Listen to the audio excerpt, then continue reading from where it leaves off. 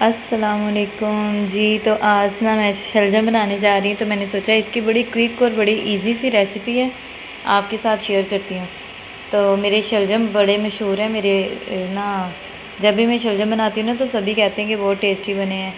تو میں نے کہا آج آپ کے ساتھ شیئر کرتی ہوں۔ میرا بھائی تو بہت شوق سے کھاتا ہے، مجھے خود بھی پسند ہے، میرے میاں صاحب کو بھی، تو میں نے کہا ہو سکتا ہے آپ کو بھی پسند ہو، تو آپ کے ساتھ یہ ریسیپی شیئر کرتی ہوں آج اس کی۔ ابھی اس میں نا میں نے ڈالا ہے پانی ڈالا ہے، اس کے اندر 2 گلاس پانی ہے، 2 کلو شلجم ہے، اور اس کے ساتھ 1 پیاز ڈالی ہے، ایک اس کے اندر تقریباً 2 انچ کا ادرک کا پیسٹ ڈالا ہے کاٹ کے گرائنڈ کر کے، اور 5 سے 6 سبز مرچیں ڈالی ہیں۔ اور ابھی اس میں ڈالوں گی جی، تو اس میں ابھی جائے گا حسب ذائقہ نمک، اور حسب ذائقہ اس میں ہم ڈالیں گے ہلدی بھی نا ہم نے خود اس کو گرائنڈ کیا گھر میں، جو ہے وہ لے کے اس کو تھوڑا بوائل کر کے پیس کے، تو اس کی بھی ریسیپی آپ کے ساتھ شیئر کروں گی۔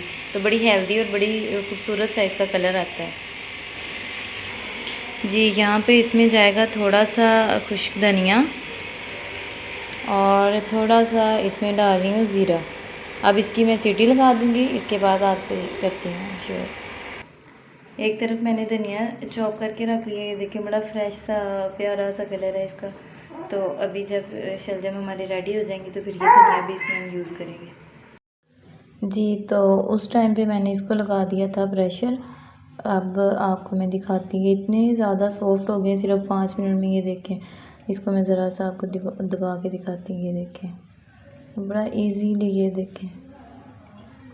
اب اس کو میں کیا کروں گی، پوٹیٹو میشر کے ساتھ نا اس کو میں نے سب کو میش کرنا ہے۔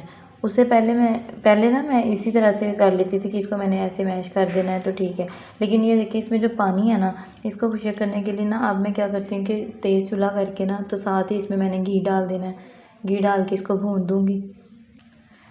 جب یہ اچھے سے بھون جائیں گے نا تو ساتھ ہی پھر اس کے بعد میں اس کو نا اچھے سے میش کر دوں گی پوٹیٹو میشر کے ساتھ، اور پھر تھوڑی دیر یہ پکتے رہیں گے۔ جب گھی علیحدہ ہو جائے گا نا، بالکل میش کر کے بالکل ملائم سا اس کو کر دینا ہے، تو جب گھی چھوڑنے لگ جائیں گے نا تو پھر میں آپ کو اس کی فائنل لک دکھاؤں گی۔